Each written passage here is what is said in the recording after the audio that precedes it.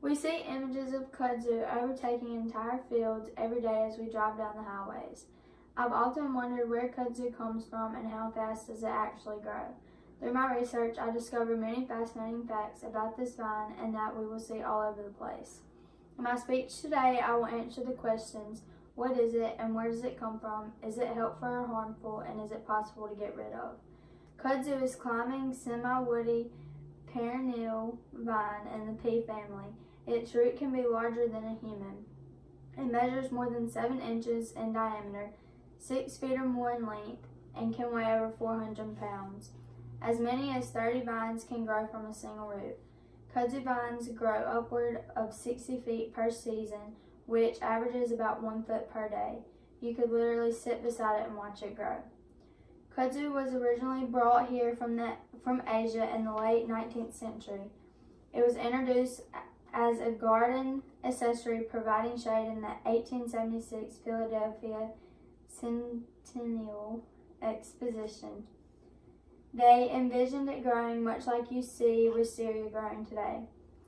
Kudzu could possibly have faded away if not from one of the most aggressive marketing campaigns in U.S. history during the 1930s as a method of controlling soil erosion in cotton fields. Seedlings were grown in nurseries by the newly created Soil Conservation Service, and farmers willing to plant the vines were paid up to $8 per acre. As transportation developers were using the vine to plant on steep hills as they cut railroads and highways, by 1945 a little more than 1 million acres has been planted and much of it plowed down or grazed out after the federal pavement stopped. By the early 1950s, the Soil Conservation Services was quietly backpedaling on its big kudzu push. Some government websites claim that 7 to 9 million acres of forest land across the United States are covered in kudzu.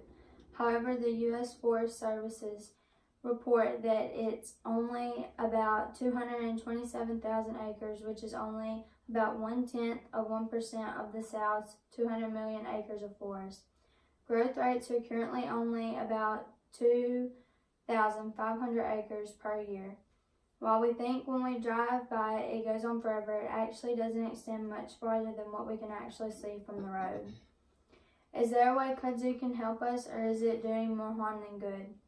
While it does provide feed for livestock and vines can be used in basket making, one of the most interesting things I found was its use in medicine. In Chinese medicine, kudzu is considered one of the 50 essential herbs with therapeutic effects. They use kudzu to treat high blood pressure, chest pain, allergies, headaches, and abdomen pain. Perhaps the most interesting and unusual use is for the treatment of alcoholism. Many scientific studies have been performed in regards to treating alcoholism, but none have been completely conclusive. Perhaps the biggest harm that comes from kudzu is pollution. Kudzu invasion increases the emission of nitrogen in the air and is connected to higher rates of pollution, which of course can have a negative effect on the atmosphere. After my research, I would have to say it's definitely doing more harm than good. The U.S. Department of Agriculture even demoted kudzu from plant status to obnoxious weed in the 1970s. It was thought that the only way to control kudzu was with repeated cutting and mowing along with special treatments. That was until a bug known as the kudzu bug made its appearance in 2009. Thought to have been a stowaway on an international flight from Asia, the bug arrived somewhere in the Atlanta area. The insect colony has grown about as fast as the kudzu vine itself and has begun eating its way across the South. The biggest and most serious drawback of this tiny ladybug-like insect is that it also eats soybeans and in some cases have reduced the soybean field by almost half. What started as an innocent shade plant has become a nightmare across the South. It provides very little worth, and while the kudzu bug looked like it might be the answer to rid us of this weed, we now all have the threat that it will destroy soybean products as well. Well-known Mississippi author Willie Morris wrote in Good Old Boy, A Delta Boyhood about kudzu.